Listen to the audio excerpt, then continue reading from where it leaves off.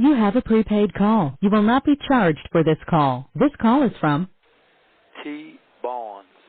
an inmate at a federal prison. This call is being recorded and is subject to monitoring. Hang up to decline the call or to accept, dial 5 now. If you wish to block any future call. Hello, Mr. Barnes. Hello, good morning. Good morning, and thank you for the time you're taking to have this discussion with me today. Before we begin, please tell us a little about yourself and your story.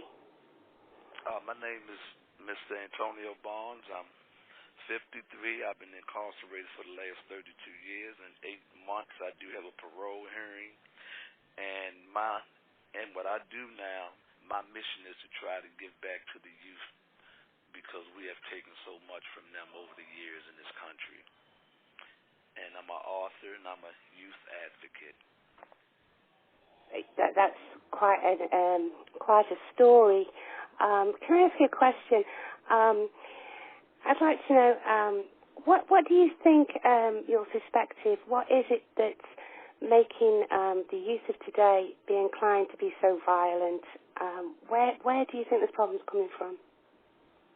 Well, I really think in this country, what's a big part of what's going on out there right now, it do have a little to do with poverty, lack of encouragement, inspiration, and it's really hard to for the parents because these kids is going out there seeing things that he or she really don't have, and then they starting to want these things, and lack of education, skills, and jobs, training, and that angers just start to build up.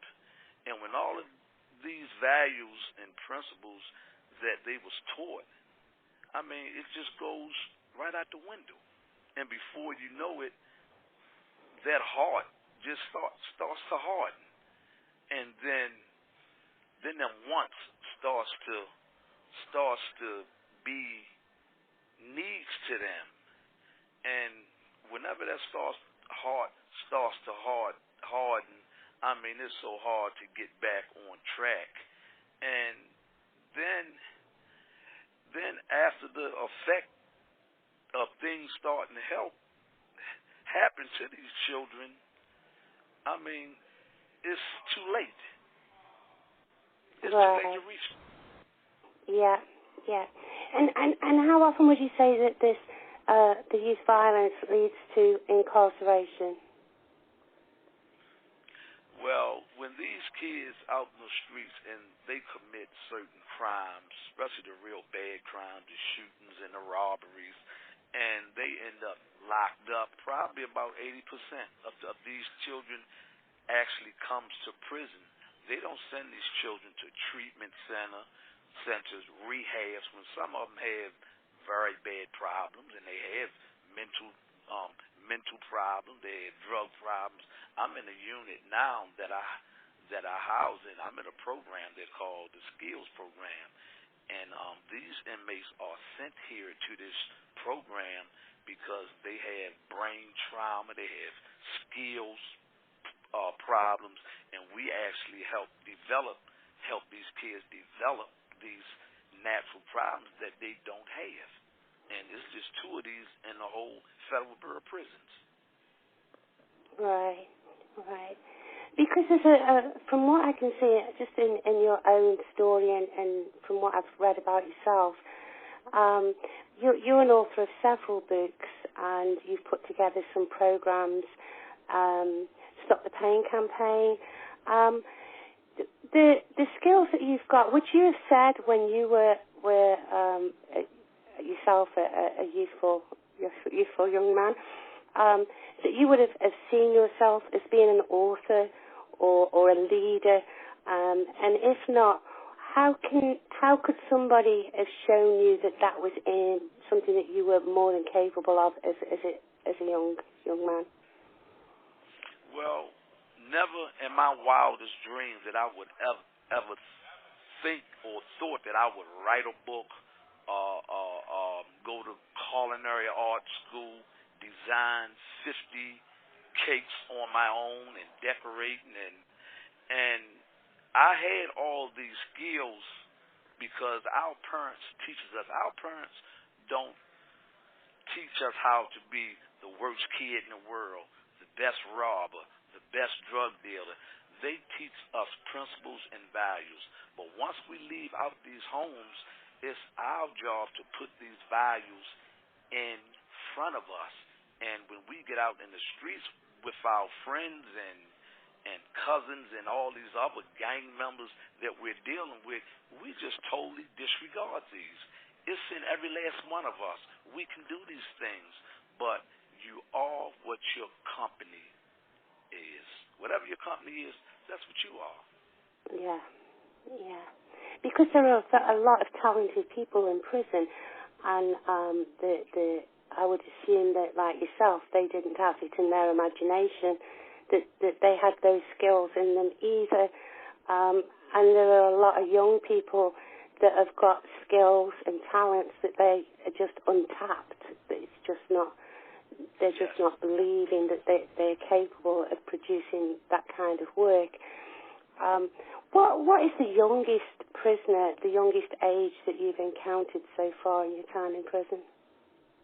Well, the youngest that I have encountered is 18 years old, because in the United States, you're not allowed to come to adult prison until you're 18.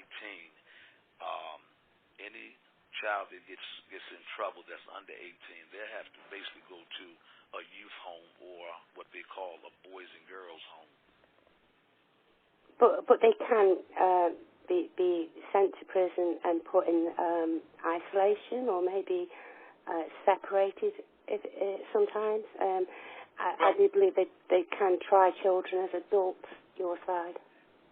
Yes, but what they do is hold them until they're 18 years old, and then they will transfer them to adult prisons. Okay. It's very unusual to me to see that children can go be sentenced and tried. This call is from a federal prison. What do you think would be the first steps to reaching the youth who are on the path to prison with this violence that they seem to be drawn into? Well, my thing is, when I talk to youth, I don't give them no kind of scared straight, no kind of out of this world stories. I give them the truth.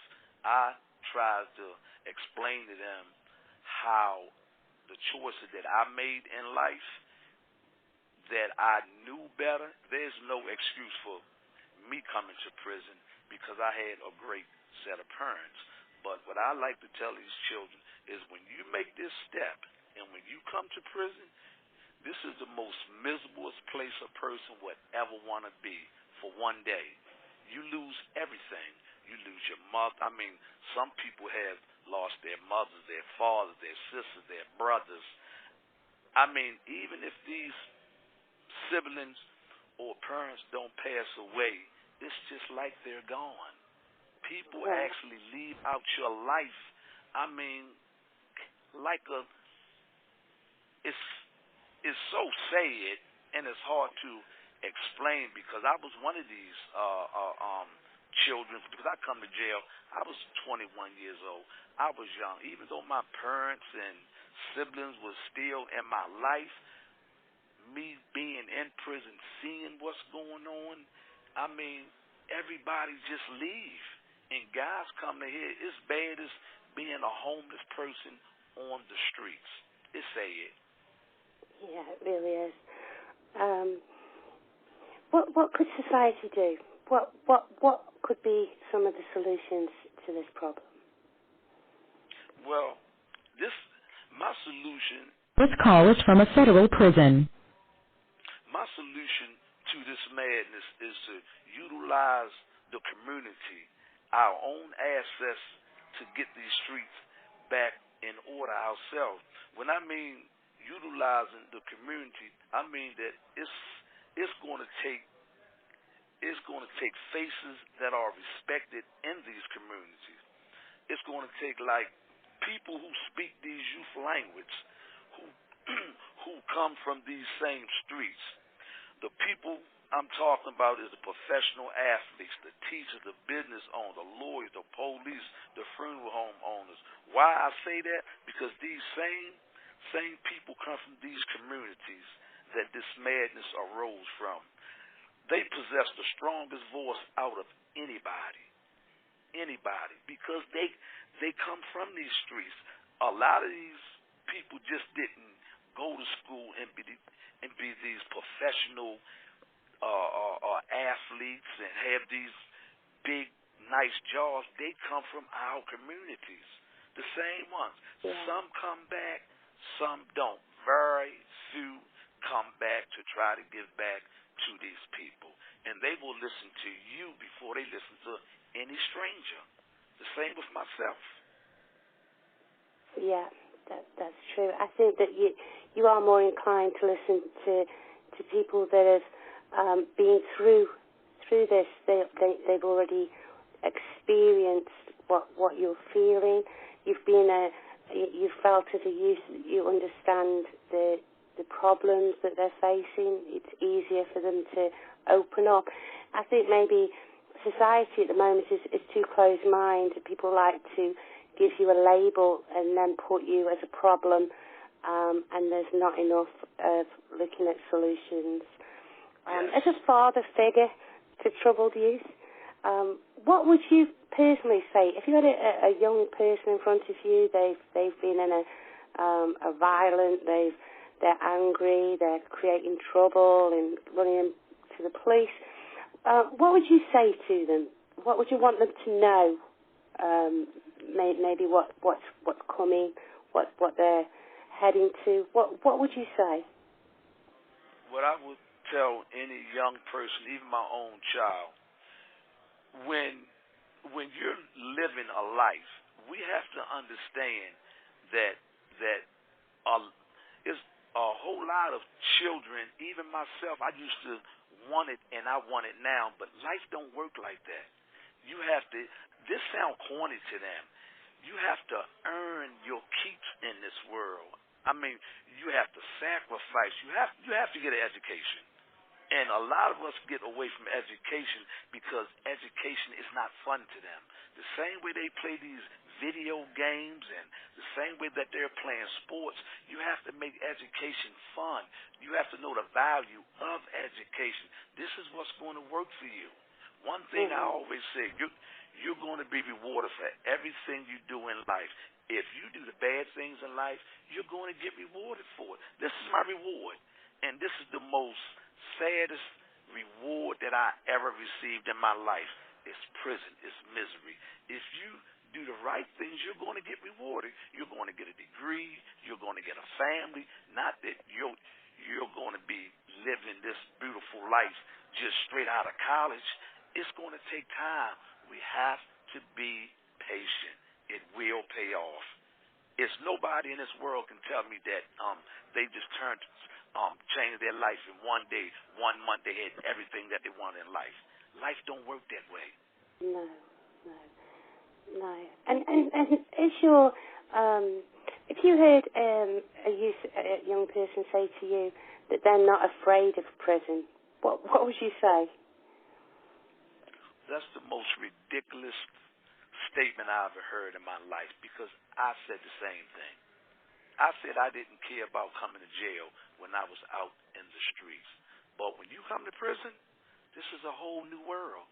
You're around some of the most triflingest, dangerous, conniving, scheming. You had their heart is so hard. I mean, everything just rolls right over their heart. It's like they don't have feelings. And it's sad. The phone is about to cut off in the next 40 seconds. But I want to share this with you. The statistics are very sad. Among the wealthiest nation in the United States accounts for 91% of all firearm deaths of children younger than 15. The United States, according to study from the American Journal of Medicine. Family First Aid Youth violence. Homicide is the second leading cause of death among people aged from 10 to 24 years old. This is a mess. This is a mess. That's what I'm dealing with. And I'm sorry the phone about to cut off, but I'm going to call you back. We'll continue this. We'll come back and we'll do part 2 and continue. Thank you.